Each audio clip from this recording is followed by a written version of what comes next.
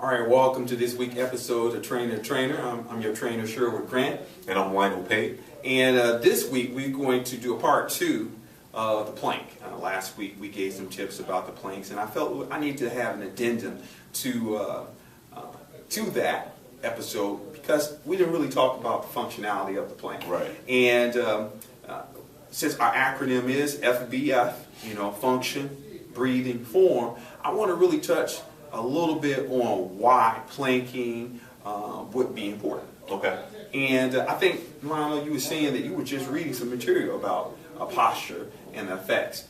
Right. Actually, I was. Actually, it was last night to be exact.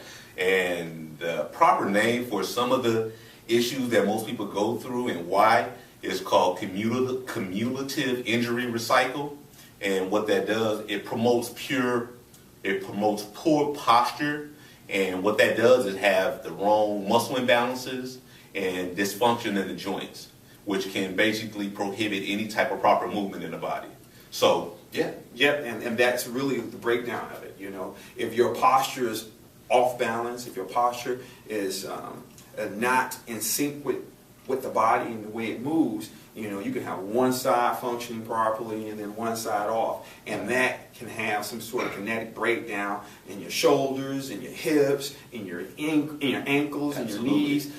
So making sure you have good posture is so imperative for living, right? Just in general, because you want to be a person mature in age that can stand upright and not slow. Because you see so many people that have that little, a little hunch in the back. Over, yeah. You have some people that have a little hip going on. So there's a lot of dysfunction that takes place, and all of it takes place because of poor posture. So that's one reason why doing some abdominal training or planking can be very helpful. So I wanted to make sure we touched on that a little bit, and I want to talk about the breathing. Okay. Because that is a really key point that sometimes become overlooked when we perform ab exercises. And I was sharing with a group of people just yesterday some really good tips that I felt that I need to share today. Okay. So one of the things I want you to do and show our viewers is breathing in through the nose, inflating the belly, Right. and breathing out through the mouth. But I want you to put your hands right here in the side, Okay. all right, and squeeze it in. Okay. And a lot of times, this muscle, this abdominal muscle, easily comes out if you laugh. So if you just put it in, and you can feel the muscle that takes place in there. So if you put your thumb right in that side and breathe in, and let your hands come out and breathe out, and tighten up your abdominals and give me that little laugh or that little expansion. Right, you feel that in your hand. I do. Now the whole objective with this exercise is I want you to breathe in and breathe out. You can either laugh or just contract and hold. And then breathe in and then contract. And then breathe out. Right. So that'll be a continuous movement. It's like an exercise. You can practice this sitting in the chair. You can practice this standing up. You can practice this lying down. But it's very important to be able to make sure that that muscle right here. So let it come in for me and pop my fingers out. Right. Let it come in and pop it out. Good. Again. And pop my fingers out. Good. And you see that's a strong muscle. So if you actually put your right here, because I want and oh yeah. You feel that? Okay. Right. Yeah. That's what I really want you to take place. So individuals, when you practice this at home, you can easily just stand up, put your fingers in, inflate in, chest up, and let your hands come all the way in, and then squeeze out. Let me make sure I face the camera here. And squeeze out. So I'm not pulling my fingers out at all. I'm actually pressing in, but the abdominal muscles, squeeze out. Squeeze out. And that's what you want to take place. And if you can continue to be able to do that and hold that particular abdominal muscle as you talk, right, that's a good indication of strong abs. A lot of times people focus and they want to get the six-pack and they want that look. But that's not the function of the abdominals. You don't do this in life and just bend over and collapse. You want to be able to have that transverse movement. that rotation.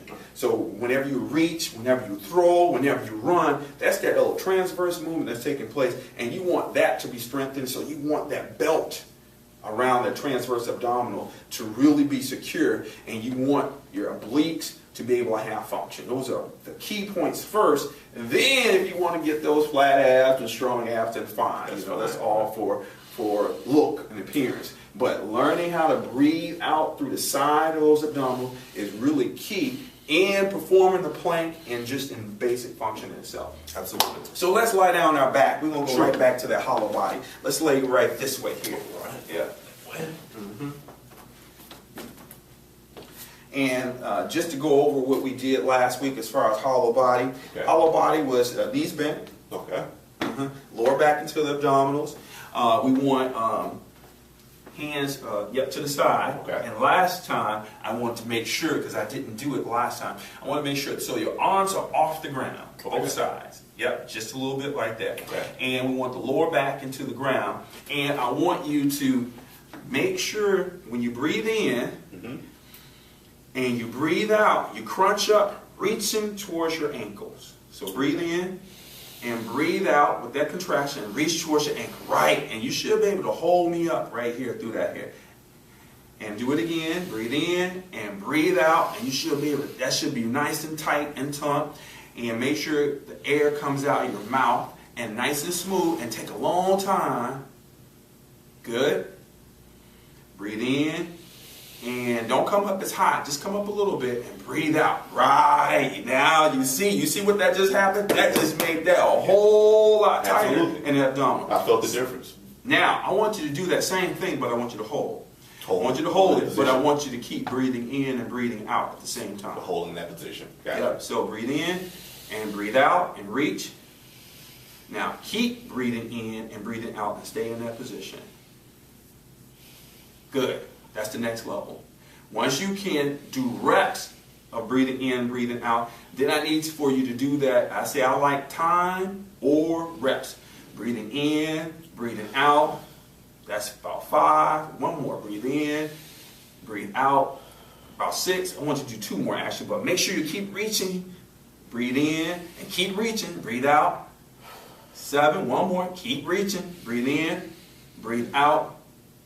8. And now relax. You see how that provides a big challenge. Definitely. And we added an extra step to take it up a couple of different levels. Okay. And that's all just extending the legs, alternating an extension of that leg. So if we can do that, if we can just breathe in and breathe out, coming up and down. Okay. But as you come up, extend your leg, and I want you, let's extend this leg real quick. Okay. I'll extend the right leg, and I want to make sure that it's the same height to your left leg. Gotcha. So let's let the leg come down just a little bit. Okay. Same height to the left leg. Toe up, toe back in dorsiflex position. Okay. Leg nice and straight so you can feel that quad take place. Feel that the calf stretch in that as you extend and crunch at the same time. And arms is up. Okay. And when you come back, bring the leg back. Don't bring it back there. Bring it back in the same symmetry. Gotcha. You always want that symmetry to take place. Okay. All right. So let's try that one more time. All right. Hands up and breathe. Only about 2 inches off the ground. Yep. About 3 or 4 inches off the ground. Okay. And reach. Breathe out. Good. Try one more time. But as that leg come up, I need you to crunch at the same time. Okay. So breathe in and breathe out. Good. Don't come up as high. Just don't come up as high at all. Just want that easy crunch, right? Breathe in. Let's switch other leg. Okay. And breathe out and come up. Good. Don't come up as high. Let's keep the hands only about 4 inches off the ground, and let's keep that leg up, that dorsiflex position, and make sure that foot don't come all the way back. I still want about 60-degree angle, just like that. Try it again. Yep. All right. And let's always keep the hands off the ground. Always want you to keep it off the ground and always reaching towards the ankle because it's a lot easier. And then the only thing you have to focus on is your breathing. Gotcha. And crunch, crunch right there. That's good. That's about as high. And let the air come out. As your feet come down, breathe in. Good. Alternate. And as soon as your feet come up, you're crunching. Good. But keep your hands only 4 inches off the ground. Don't let that up. Come back. And reach again. Alternating. Breathing. Yeah. Breathing out. Breathing out. Good. So breathe in, going back. Breathe out with a reach. Good. Keeping that leg up. Good. Make sure the head don't come up as far. Good. And relax. Okay. Good. And you should see and feel that provides a lot of challenge in those abdominals. It does. And when we get to the point that you can control that, and you can do a set, let's say a 20 reps in a couple of sets, then you want to start focusing on extending both legs. Both legs. Okay. Yeah, so I'm going to let the viewers see what that looks like, you know, because this is a big challenge. So the same thing, but all we're going to do, we're going to extend both legs, and we're going to have it a little bit high right now, because, you know, we haven't been practicing this. You haven't been practicing this at all. So we're going to have it a little bit high, but the better you get at it, the lower your legs are going to be able to come to the ground and get that full extension without getting any arch in that lower back. And arm is always off the ground. Always, I want you to always constantly keep a contraction, compressing your body down like that, but the shoulders stay open, chest stay open. Yes, chest stay open, shoulders open, but still reach. So you want to reach down, because this is standing it right, just like that. And then now we just get a little crunch. So and breathe and come up just a little bit, but still right here. Your head come up right there. Perfect. Breathe. Keep breathing in and breathing out. Give me dorsiflexor toes. Good. Let's even that out. Breathing in, breathing out. Good. Breathing in. Keep breathing. Keep breathing. And relax. Ooh, you feel that? Big time. That's a big difference. So you can come on up for me right now. So that is a good way to start to progress that plank. Once we get the basics. So after we have attained the basic movements of breathing, then we attain the basic movements of alternating that leg as we crunch. Then we obtain being able to hold as we alternate the legs. Then we can start to put both legs out. Both legs out. Those are great progression. So basically, like you said, we going into a progression mode. Always progression. Always progression. We get one mode. You know, we practice. And then we progress. All right, we practice, progress. So function, breathing, form. So now let's go back to the plank, because everybody's just so used to doing the plank, and there's just some dynamic things that a person can do with the plank. And let me throw a couple movements at you. All right, let's get in the push-up position, and let's go long range right here. Let's keep the mat right there. All right, let's keep the mat right there. Yeah, cool. Hands on the mat. Good. So we always and let's lean forward just a little bit more. Good. Walk your feet forward just a little bit, because we're going, and spread your feet apart. Good. All right. Let's go down to a push-up, and let's reach out one arm when you come up. Right arm out. Right arm out. Yep. Right. Yes. Come back down. Push up. Left arm out. Good. Come back down. Right arm out. Come back down. Left arm out. Now let's do the same thing with your legs. Come down. Right leg out. There you go. Come down. Left leg out. Now this is going to be a trick. Come down. Right arm, left leg. Right arm. Good job, that's a big challenge. Come down. Right arm, left leg. Left arm, right leg. Right.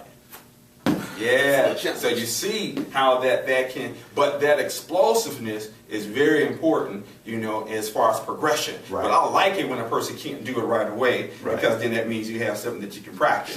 You know, all right, and you can relax, So those are just a couple of tips regarding the plank that a person can actually perform.